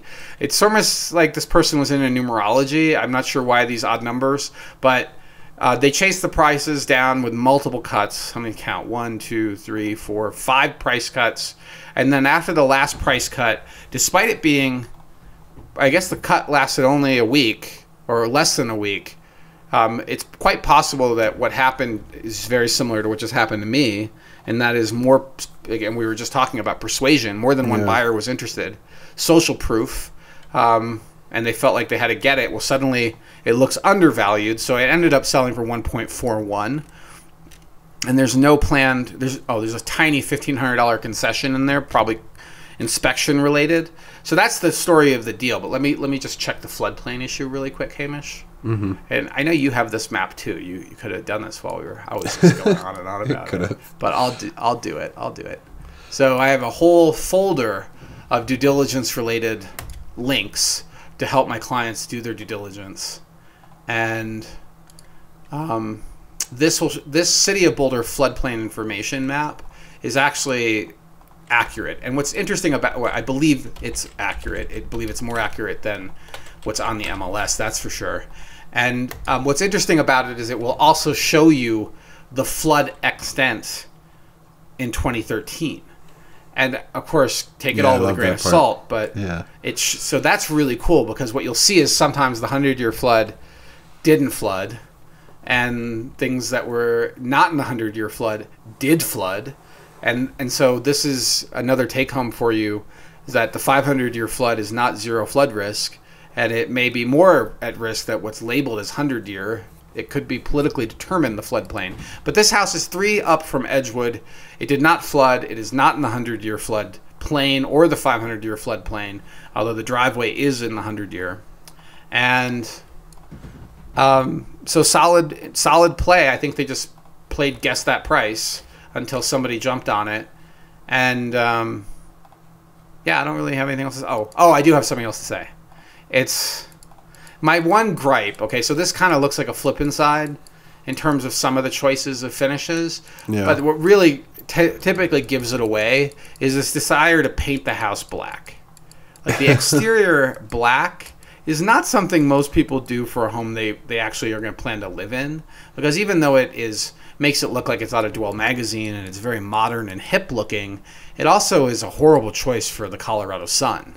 Like you're going to bake. And it doesn't matter how good your insulation is, like exterior paint that's black, it's going to be so much hotter. And so let me just look at the owner. It didn't appear to change ownership from 2020, so it might have been the seller that did this work for themselves. But it also isn't the brightest of choices, right? When you go that dark. Leah and I talked about it. We just repainted our house up here in the mountains. At some point, we might sell this house for a variety of reasons, but we discussed briefly the idea of painting it dark, and then just realized that it's just such a it just would be horrible in the summer. Just put your hand on black pavement and tell me how that feels. Yeah. And that your air conditioning is fighting that, your insulation is fighting that, and it's not getting cooler in Colorado; it's getting hotter. So That's my only gripe. All right, Hamish, what do you think of this listing? Since I'm doing all the darn talking today. No, I gotta agree on the black exterior. I just think it's so goofy and strange. And you're talking about doesn't matter how good the insulation is. This is a 50s, 60s home, so R19 at best. Yeah, at best R19. And then I'm making the educated guess that it's professionally staged. Having that busy of a pattern right next to the patterned wall in the living room. Did you see that? Yeah, I saw that. I also see the super wide angle shot in the kitchen, which makes the fridge look like it's a funhouse mirror. I see the carport, not the garage, which is a problem for a lot of potential buyers. And I also see, which I think would be a location issue. Good point. Yeah. I see radiators on the walls, which is probably hot water radiant, but I don't see mini splits. I don't see an air conditioning system or ductings. I see ducting also in the ceilings. Do you? Yeah. Okay, so I don't trust the listing. I trust my eyes, but maybe it's got air conditioning. But really, the thing that I think about is the fact that it faces another street. So this is something a lot of buyers don't consider. So basically, this house faces Floral Drive to the west. Mm-hmm. So every time at 2 a.m, a car coming down the street on Floral Drive heading southeast is going to be shining its headlights right at your house. Yeah, into your window. Into your windows. And so you're going to have your curtains up all the time. And even when they're up, unless you have light blocking curtains, you're still going to get that splash of light. You're also going to get cars turning far too fast, teenagers going far too fast. And this is a cut through. So if you're trying to get north onto 19th, this is the way you go. Typically, you don't just stay on Edgewood. I think there's a bunch of speed bumps on Floral Drive, but you're still going to get traffic that's trying to cut through. So the location is compromised. And for that reason, I would advise our buyers to not consider it. But if they're totally fine, with cars every 20 minutes or half hour splashing high beams from 6 o'clock at night through 3 a.m, go for it. Then great. Yeah. Let's write the offer. Let's pay more than list. One positive, right? To remain positive, it's a nice green lawn. It's a seasonally inappropriate and likely fake green lawn. Like there's something that lawn. So here's the other. You say something I'm positive. No, I said a lot of positive things, but I also feel like you have to be critical of houses, and it doesn't mean that it's a bad house. It just means you should go in with your eyes wide open. And there's so much that screams flip about this house that make me worried, and then the location that can't be fixed. So this is one of those things where you see it in person and you really look carefully at the finish quality and you ask yourself, am I paying a premium for somebody else's poor construction quality, or is it high quality and absolutely worth it all day long? Is it truly turnkey, or is it something where all these annoying finish imperfections are going to start to grate on you within 6 months of ownership? And yes, the lawn is pretty, but it looks very. Look at the aerial of the lawn, and then look at that first photo of the lawn. All right, scrolling for the aerial. Does something seem strange to you? Nope. Looks completely normal. No, I'm playing. Okay. Well, when it looks that perfect, it looks like AI generated the lawn. And when you look at the aerial, you see dead spots all along the fence and dead spots all between the front walk and the carport. So how is that the same house? A drive-by will tell. Well, look, listing photos are marketing, and keep that in mind. But when it looks too good to be real, I feel like you should go in thinking you're being oversold. And that way you won't be... Secret to happiness is low expectations, right? Yeah. So this is a case where I would have... If my clients wanted to see this, first thing we would do is talk before we scheduled the showing about floral. Are you cool with floral? Yeah. And then second question, we would say, are you cool with black houses? And are you cool with no garage? And there's a really good chance the finish quality is not there because of a whole bunch of signs that just show it's likely been cosmetically remodeled quickly for a fast sale. Yep. Yeah, I agree. The drive thing, I noticed it was on, I call it like a T, where the stop sign kind of terminates facing the home, but I didn't think of the headlights. Yeah. I mean, look, you can update a house. Like, we're updating Alpine. We talked about it earlier in the pod. And the contractors doing the work are the same contractors I would have doing my house. And that's what I told the client after the work was done. I said, it's pretty good. I would hire these people to do my tile floors. In fact, I might, because I really don't like this elven fantasy tile color that is in my house. I love the cellar and the work they did on the house, but I really wish that the finished color choices in the kitchen and living area has to change. But we finally painted the outside, Hamish. That was a 3-year battle. We got there. I'm glad you did. Yeah, I mean, not a battle like fists to the face battle, but definitely a battle over color choice. But we finally got there. Okay, last house, Hamish. All right, we're cruising along. Why don't you tell us about it? Hold on. Did you said elven tile? Elven. Yeah, elven. Like dark green. I was like because this is Lord of the Zeus Rings. Drive. I was going to be like elven, and then we go to Greek. Oh mythology. No, that's a tough one. No, it's more like Elrond. Elven fantasy. But no, Zeus. 1720 Zeus, Hamish. Yeah, 1720. Let me get the time code down. So we're in Lafayette. I haven't scoped the sales of the weeks yet because I wanted to come in fresh. So checking in on the location. Almost Louisville. This is a 4-bed, 3-bath, 2,400 square foot home. Nope, I am looking at the wrong. 1720 right, there you go. You got it. I know, you go. Keep going. 1720 Zeus Drive just sold for $680. It's a 3-bed, 1.5 bath, 1,700 square feet, and it's on a 1/4 acre lot. It's that's a split level. Keep going, Hamish. Keep going. Okay. In the show notes, it says basic bi-level with a weird add-on. Sobo prices. So South Boulder prices. Those are my notes you're reading. I know. That are not for public. Those are not for public consumption. All right, I'm just going to jump into it. So throughout Boulder County, you're going to see these bi-level houses. They are everywhere. And I think that in the 70s, bi-levels and tri-levels were popular because they were a way to build a reasonable size house with basements that were not completely underground, so they were not below grade. They had better light and better connectivity between levels. So if you had a family in this house, your kids are not feeling like they're in the dark, scary basement like the basement I grew up in.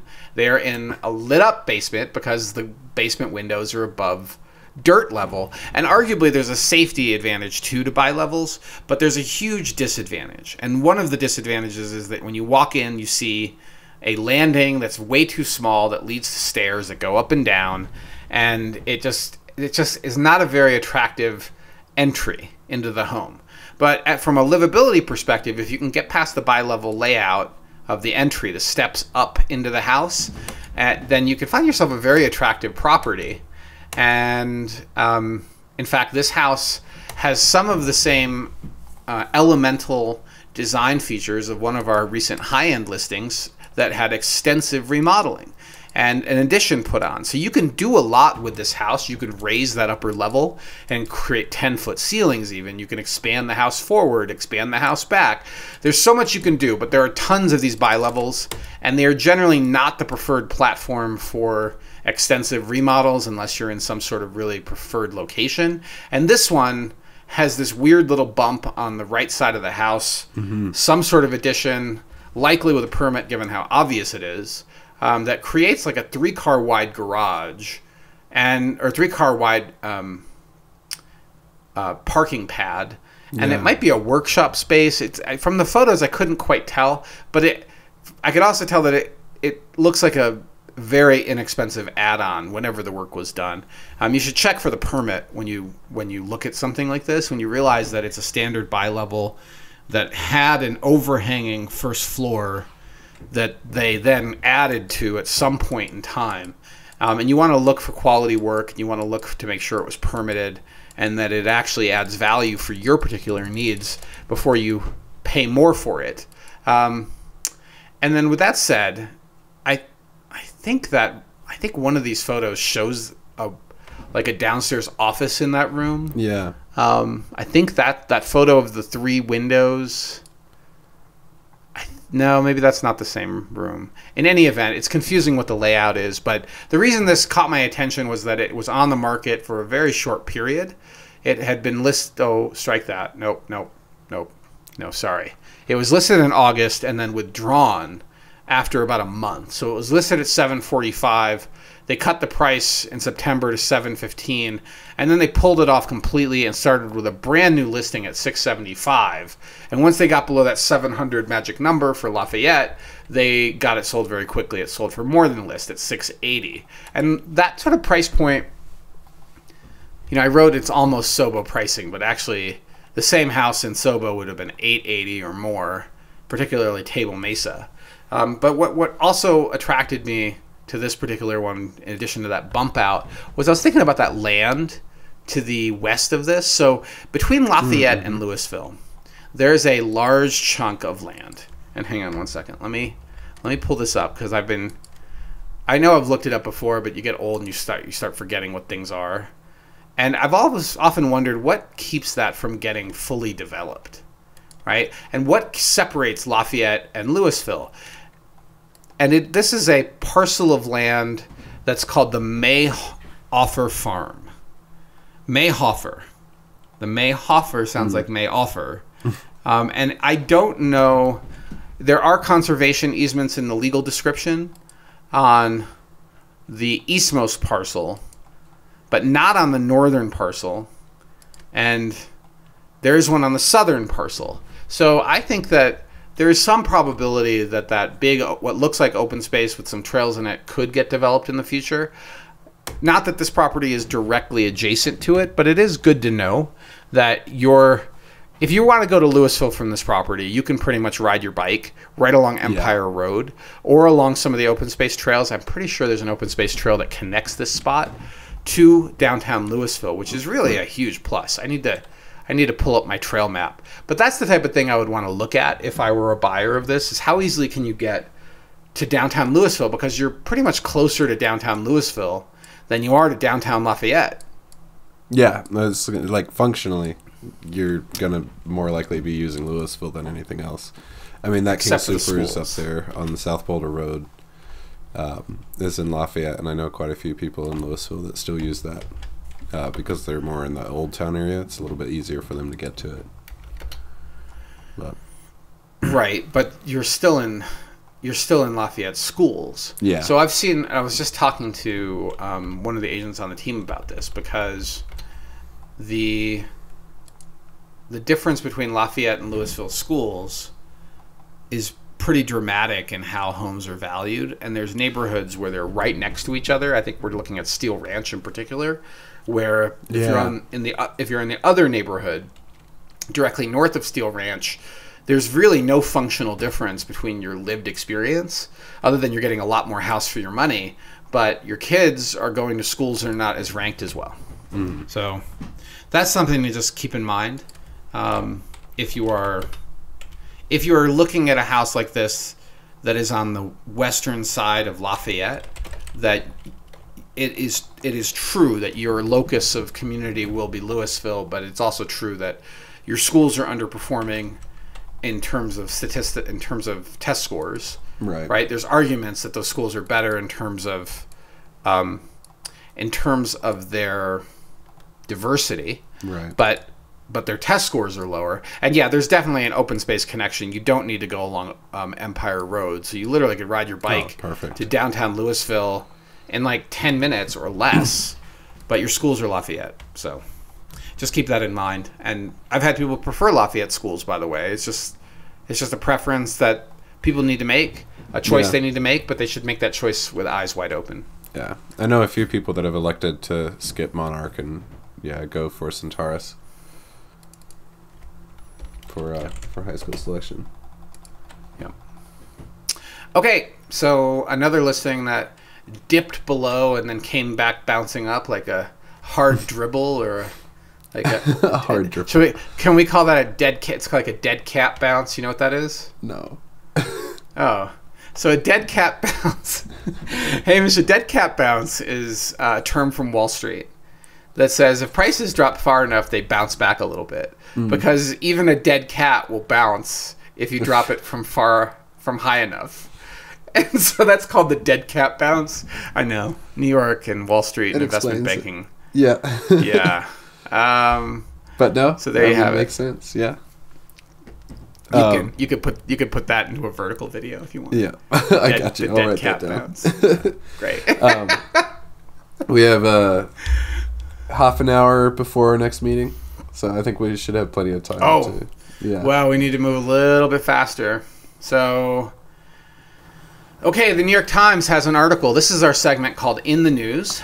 We're going to talk about two things. One is, I think you can check it out yourself. There's a lot of discussion over rising rates. Rates dropped in September and then have come back up again. And now there's concern that rates may not drop very far at all next year, given what might be occurring with 10-year treasuries and demand for those. People, the truth is nobody really knows. And so your planning should be for both. But one thing is really clear in understanding the Boulder market, and that is there are rate-sensitive buyers and there are stock market-sensitive buyers. And the stock market has been on a tear.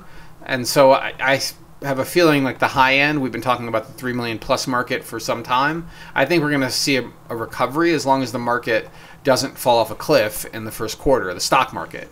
We will likely see a recovery because those buyers are not paying cash anyway, and they often are moving or liquidating assets from one asset class to another. They're liquidating capital from one asset class to another. So I think that we'll see more of a recovery on the higher end, but if rate-sensitive buyers at the mid to low level don't see some relief in mortgage rates, then the market could be soft this spring, even though we've had several years of pent-up demand. So it's going to be very interesting to see. It's a battle on buyers that want cheaper houses and are nervous, and sellers that want to sell what their neighbors sold for 2 years ago, but don't need to sell because they're locked in with their rates. That's all the New York Times article that covers that. It's good to think about it and have a conversation with your agent about how to maximize your strategy, how to implement your strategy that takes advantage of high inventory without being foolish and overpaying for a house. Okay, so then the other in the news article, and this is much more detailed, Hamish. So I'm sorry I covered the New York Times very fast. Do you have anything to say about? Do you want anything to add there? I think you about covered it pretty much spot on. Yeah. Okay, so Boulder, the city of Boulder, has development happening on the north and the south, and this is something that's really important for people to think about. And the momentum is gathering steam for northern development. And basically, there are two things happening. One is the Planning Reserve, which is the area that's north of US 36 or northeast of US 36. There's a segment between Valmont Road, J Road. There's a segment between J Road and Broadway. And where 28th Street, or also called US 36, dives to the left, heads to the west at an angle. And all of that land to the north there is mostly the Planning Reserve. So the Boulder Valley Comp Plan identified it as an area of potential future expansion in the 90s, and nothing has happened for a long time. Well, things are finally happening. That corner lot at the corner of J and 28th, the city is looking to annex that church and redevelop it, and now they are also looking at service expansion, approving service expansion into the Planning Reserve itself. And what they mean by service expansion is power, water, and sewer. So that's the first step. This is 500 acres of land, and the city's meeting about it next week. They're gathering public comment, and then they will be voting on a motion to go ahead and approve service expansion into that area. It is just the next step for annexation. And meanwhile, a little further to the west, you see the creative campus is what they're calling it. So this is where BMocha's going in. Right now, that's where Red's Liquor is, and La Choza and the Ponderosa Trailer Park behind it. So that's all part of the North Boulder sub-community plan.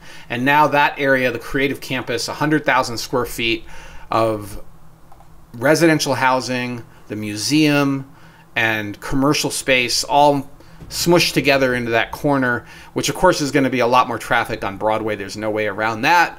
You could probably guess how I feel about more people and more traffic, but a lot of people feel like Boulder will never be full. We just need to build more housing. I just happen to not be one of those people. However, I also believe in private property rights. But if you care about what the city is doing, you might want to get involved in public comment.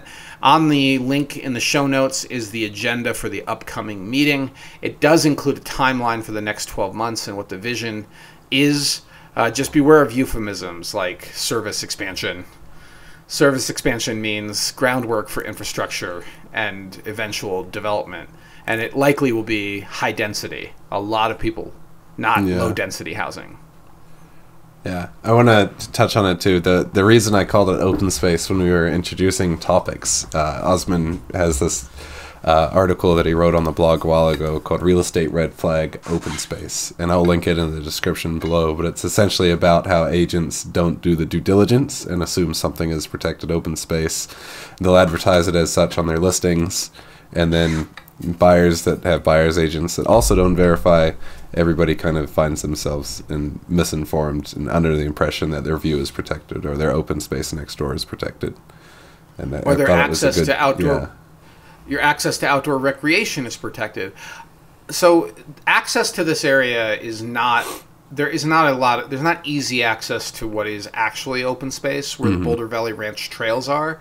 There's not good connectivity right now. You have to go through the rifle club. There's a rifle club there. And there's also, there's a bunch of large lots and rural homes that are all laid out there with septics and wells. So there isn't connectivity to the open space, but when people drive by it, they think it's open space. And this is sort of in contrast to CU South, where the community has used CU South for decades. And even I sometimes call it open space, despite the fact that I know it's going to be developed. It's been approved to be developed. It still, in my mind, is open space-like. So beware when you market homes as open space to make sure it really is open space. And if you're buying a house next to what you think is open space or with views that are over what you think is open space, you may want to do what the buyer of 3200 South Foothills did, which is go into depth in evaluating the easements that may or may not protect what you think has value. And even if it's being marketed as value, you should be cautious. Trust but verify would be the modus operandi we would advise and help our buyers with. But yeah, this is the reason this is coming up is that the speed is now happening, right? That's why I want to bring it to people's attention. Yeah. Like the ball it was rolling the moment they put the word planning reserve on the Boulder Valley comp plan in the 90s. But now it's actually happening. The ball is gaining momentum. In 10 years, it's going to look radically different. Mark my words. And if your investments are impacted by that positively or negatively, or you have thoughts and feelings about continued expansion of our city and densification, on either side of the direct orientation, I encourage you to contact City Council and get involved in the process and do your best to shape it in the way you want to shape it. We live in a democracy. That's all I got to say about that. Yeah, that's right. Carveouts, Osman. No, I think you should lead, and then I'll wrap up. I've been talking too much. I need a break, and I want to hear what you have to say about your carve-outs. Have some water. I'm gonna write down Carveout here. So before this podcast, we pushed it back a little bit. Osman and I, got together for some lunch and talked about the next few weeks up here, and made sure we were aligned. But before then, even I had a shoot with Ian. You can expect a neighborhood kind of walkthrough and some of the nuances and introduction to the Devil's Thumb neighborhood. That video will be coming out over the next few weeks. But it's the winter season, and one of the challenges that always kind of rears its head around this time is the sun is on a lower kind of plane to the horizon. And so during the mornings when we typically want to shoot, especially in the summer, because it illuminates the Flatirons and the foothills and kind of that's the pretty light for Boulder. It's super, super harsh. And so one of the things that we're just kind of keeping in mind as we're shooting, and especially the listings upcoming and everything in this season, is that really the best time seems to be, let's say like 10 to 2 when the sun is at its highest, but before we kind of get that afternoon shadow and harshness or that morning harshness. And another thing too is Osmond and I we both nerd out about video equipment, and we talked a little bit about the new drone coming, and that's here, and we've gotten some test footage out of it, and it looks really, really wicked. But we also have a matte box coming, and matte boxes are essentially just an attachment that goes on the front of your lens, and it can allow bigger and larger, better filters. But they also have, I call them barn doors. I think I've also heard them be called flag doors.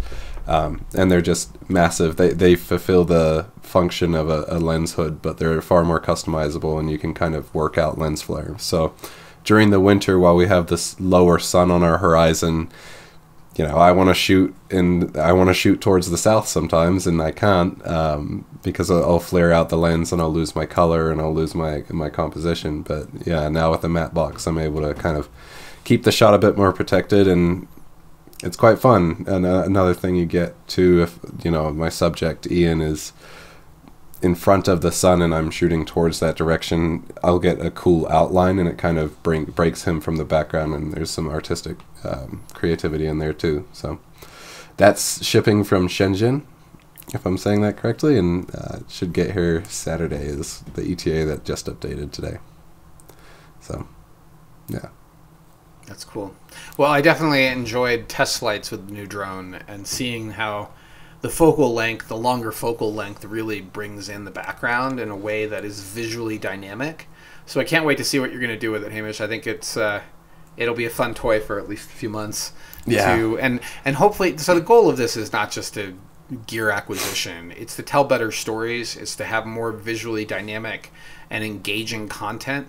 And that is to benefit our sellers as well as benefit ourselves when we produce content and share it with the world. We definitely want it to not be boring. Mm-hmm. That's what we're going for. I'm working on it myself, trying not to be boring in front of camera and getting more comfortable in front of camera. But the equipment, staying on top of equipment, staying on top of techniques is something that we just have to do if we're going to stay ahead of the curve when it comes to marketing. Yeah, absolutely. To point, Hamish, you shared a video for a horribly named soup company, Tex something. Find that. Stew. I think you should put a link to this. Okay. It's an ad for Stew, and it is full of gender stereotypes and Ostex. It's just Ostex. Ostex is the name brand of this stew. And it's a commercial from maybe the 1950s, and it is so painful to watch and shocking in the dialogue and dynamic between the characters. It's horrible. And so we brought it up as a team. We watched this video just to see how far the world has come. And what I keep seeing is that the world keeps changing and accelerating in its change. So we've just got to stay on top of technique, tools, and skill set in the work we do for content. Yeah, absolutely. Find issue, fix issue. Unfortunately, this time it took gear instead of skill. But fortunately, gear comes, and we can get better, higher quality content too. Yeah. All right. Well, here's my Carveout. So this is our last podcast before Thanksgiving, and you're likely listening to this in the run-up to Thanksgiving. And I felt like this is a really good time to just reflect on gratitude for all the things in life that are worth reflecting on, to be grateful about. And my family, my parents were immigrants to this country. I was born and raised here. Thanksgiving was not a holiday that they grew up with, but that we very much celebrated at home and absorbed in the community I grew up in upstate New York. So we had Thanksgiving dinners, we had community dinners, and as an adult, I have hosted Thanksgiving gatherings many, many times. Since moving to the mountains, we don't do them as often because it's a little more challenging to do a Thanksgiving gathering, but it feels like the least commercial holiday to me. The one that has the least amount about transactions. It's all about friends and family getting together. And of course, there are people that don't have those things. They don't have friends and family, and there's a lot of loneliness that begins to accelerate. So I often think about those people. But I have deep gratitude for so much. I have deep gratitude for our listeners to this podcast. I have gratitude for the clients that trust us to buy and sell. And the fiduciary duty that they ask us to perform in the work that we do. I have deep gratitude for our colleagues when they behave professionally and are fun to work with and actually do a great job representing while they have solid communication and decorum. I have amazing gratitude for my team, Hamish. You, of course, a key member of our team, but also Sophie and Ian, and our extended team at mortgage companies and title companies and inspectors, many of whom we've known for many, many years and who continue to perform year after year with great communication and responsiveness and professionalism. And I'm amazingly grateful for this place we live in. Like, it's one of the most beautiful places in the country. And the access to open space, the quality of our community is rock solid. And I know there's a lot of people that have criticisms of Boulder, and we have issues in Boulder. I'm not trying to wipe those away, but I also feel strongly that this is such an amazing place. Mm-hmm. And for the 20 plus years I've been in Boulder, not consecutively, there were a few years I was not here, but first moving here in 2000. Yeah, in the summer of 2000, Boulder has been my home. And I moved away to Nantucket for a little bit and New York for a little bit, but it hasn't stopped giving. And some people do feel like there are deep-seated prejudices and other problems in Boulder, and I'm not trying to say that those people are not having those experiences, but from my own experience, I have felt very welcomed here, and I've worked really hard in our business here, and I'm grateful for the opportunity to create something of value and live a great life here in Boulder. So Boulder and Colorado, the entire Front Range, is an amazing place to be, and I just wanted to share a few Thanksgiving thoughts about how grateful I am for the opportunities that this community and as well as the whole United States have given me as a human. So Thanksgiving is when I start to get a little reflective. I start to get a little sentimental, perhaps. But I just wanted to take a moment to mention those things because this is our last shot, I think, before the Thanksgiving holiday. Yeah.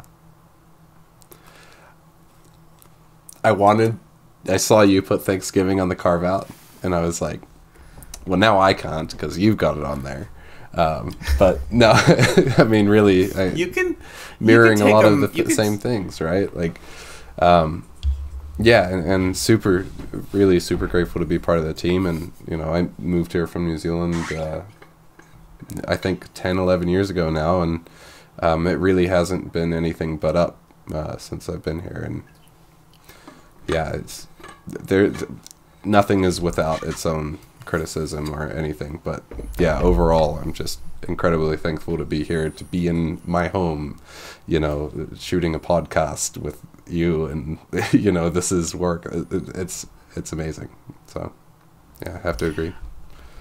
I mean, just because you love your community, your country, your friends, your family, your business, doesn't mean that there's not opportunities to improve it. It doesn't mean that there's not opportunities for criticism.